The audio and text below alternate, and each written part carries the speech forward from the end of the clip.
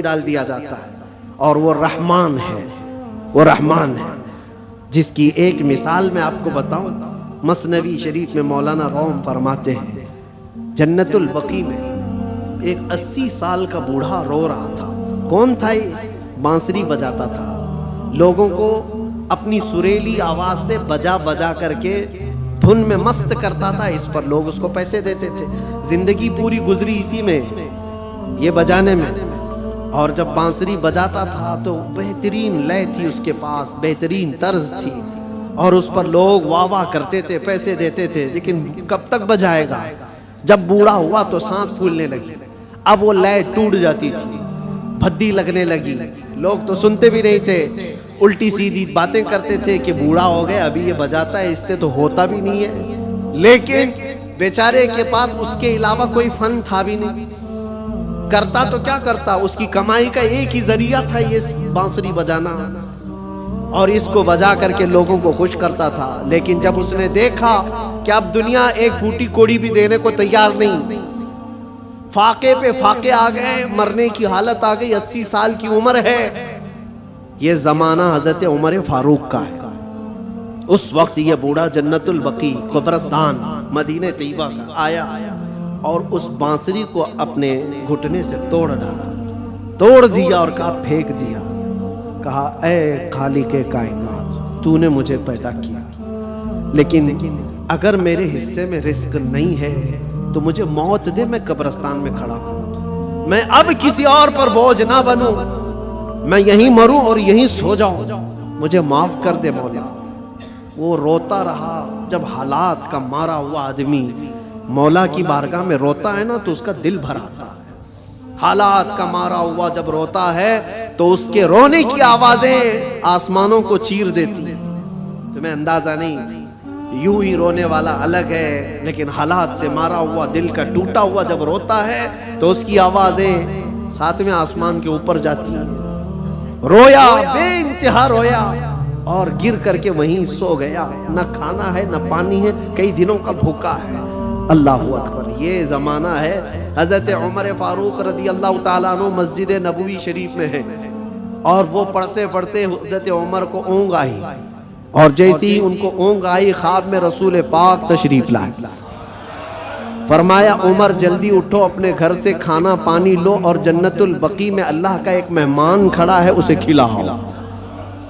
حضرت عمر گئے، کچھ نہیں دیکھا، کون ہے کیا ہے پتہ نہیں ہے، کون ہے معلوم نہیں، حکم ہوا، گھر گئے اور توشہ دان لیا، جو کھانے پینے کی چیزیں میسر تھی سب لے کر کے فوراً جنت البقیع آئے۔ دیکھا کہ کون ہے یہاں پر، اتنی رات گئے، کون بندہ ہوگا، تلاش کرتے کرتے درمیان میں پہنچے تو ایک بوڑھے کو وہاں پر غش کھائے ہوئے پڑا ہوا دیکھا، اس کو اٹھایا، جیسے ہی اٹھایا وہ کانپنے لگا۔ وقت کا بارعب خلیفہ سامنے کھڑا ہے، وہ قیصر و کسریٰ جس سے کانپتے ہیں وہ عمر فاروق کھڑے ہیں۔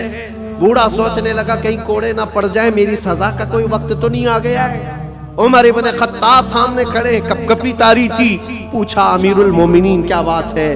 کہا مجھے تو نہیں پتا کیا بات ہے، لیکن مجھے کھانا دے کر بھیجا گیا تجھے کھلانے کے لیے، تجھے کھلانے کے لیے، اٹھ، کئی دن سے تو بھوکا ہے، کئی دن سے تو پیاسا ہے۔ وہ رونے لگا اور اس کے بعد توشہ دان لیا اور پھر پوچھا کس نے بھیجا آپ کو کھانا دے کر؟ کون کہا ہے؟ کہا کون کہہ سکتا ہے، ہم غریبوں کا آقا، ہم بے سہاروں کا سہارا، وہ یتیموں کا ماوا و ملجا، ہاں جس کو ہر امتی کے درد کا احساس ہے، وہ خواب میں تشریف لائے۔ اللہ کے حکم سے حضور پاک نے مجھے فرمایا ہے کہ جا اپنے گھر سے کھانا لے جا، اور اللہ کا ایک مہمان قبرستان میں کھڑا ہے اسے کھلا آ۔ اتنی بات سننی تھی، وہ چیخ مار کر کے گرا اور کہنے لگا 80 سال تک میں نافرمانی کرتا رہا، 80 سال تک بانسری بجاتا رہا، دور بھاگتا رہا، آج ایک دن کیا اس رحمان کو میں نے پکارا، وہ 80 سال کی ساری چیزوں کو چھوڑ دیا اور میرے پیٹ بھرنے کے لیے وقت کے خلیفہ کو بھیج دیا۔ اس رحمان کا، اس ارحم الراحمین کا یہ مظہر ہے میرے عزیزوں۔ آپ کیا سمجھتے ہیں دنیا کو مناتے رہ جاؤ؟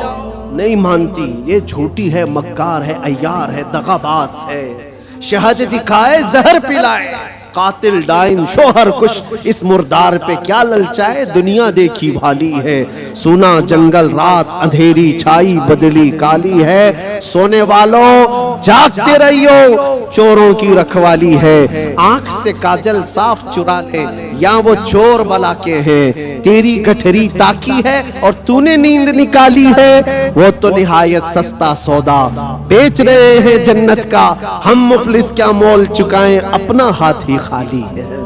عزیزان گرامی وقار، میں صرف اتنی بات کہنا چاہتا ہوں کہ تمہارے پاس جو دین کا خزانہ ہے، جو اسلام پہنچا ہے، اور خاص طور پر سنیوں کو میں بار بار یہ کہتا ہوں کہ تمہارے پاس دنیا کی اتنی بڑی دولت ہے، اتنی بڑی دولت ہے جس کو آپ کمپیر نہیں کر سکتے کسی اور چیز سے، اس دولت کا نام ہے عشق رسول پاک۔ سنیوں کے سینوں میں یہ موجود ہے، وہ اپنے نبی پاک صلی اللہ علیہ وسلم کا نام آتا ہے تو انگوٹھے چوم کر کے آنکھوں سے لگا لیتے ہیں بغیر کسی کو بتائے۔ نبی کے نام پر آج پوری دنیا بھی، آپ کو پتا ہے، ناموں سے رسالت کا کوئی مسئلہ آئے اور اس پر کوئی آواز اٹھے اور کوئی بے قابو ہو سکتا ہے تو دنیا کو معلوم ہے وہ سنیوں کی جماعت ہی بے قابو ہوتی ہے۔ کیوں؟ ان کو پتا ہے، پوری دنیا جانتی ہے یہ اپنے نبی پاک صلی اللہ علیہ وسلم کے لیے جو جذبہ رکھتے ہیں دل کے اندر، وہ ایسا جذبہ ہے، جان ہے وہ، ہمارا جذبہ کیا ہے؟ جان ہے وہ، اور جان ہے تو ہاں جان ہے ہمارے لیے، اور پھر ہمارا ماننا تو یہ ہے